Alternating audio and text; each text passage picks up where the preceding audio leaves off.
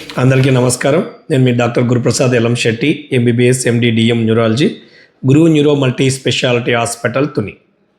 29 September సోమవారం World Heart Day సందర్భంగా don't miss a beat అనే థీమ్ తోటి ముందుకు వస్తున్నాం. అయితే ఈ హార్ట్ డే సందర్భంగా కొన్ని సూచనలు తుని, పాయకరావుపేట చుట్టుపక్కల ప్రాంతాల ప్రజలకు తెలుపదలుచుకున్నాను.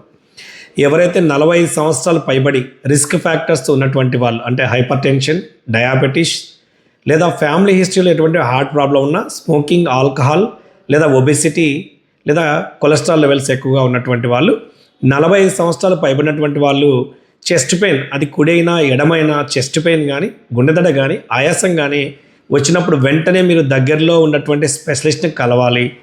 కలిసి వెంటనే దాన్ని స్క్రీన్ చేసుకోవాలి, రెగ్యులర్ చెకప్స్ చేసుకోవాలి. అయితే అందులో ఈసీజీలో మీకు ఏమైనా హార్ట్ అటాక్ సిమ్టమ్స్ ఉన్నట్లయితే 12 గంటల లోపల మన దగ్గరికి రాగలిగితే మనం ఇంజెక్షన్ ద్వారా కొంతవరకు థ్రాంబోలైజ్ చేయొచ్చు.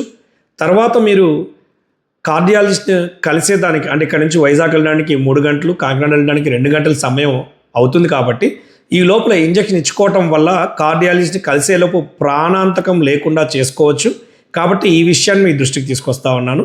తర్వాత వన్స్ కార్డియాలజిస్ట్ కలిసిన తర్వాత స్టెంటో లేకపోతే అటు వాళ్ళ ఇబ్బందులను బట్టి డిసైడ్ చేశాక రెగ్యులర్ చెకప్స్ ఉండాలి. ఈ విషయాన్ని సీరియస్గా తీసుకోవాలి.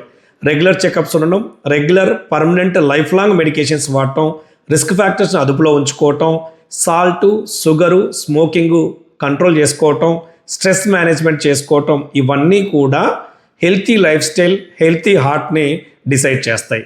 కాబట్టి ఈ 4Sని మర్చిపోకండి.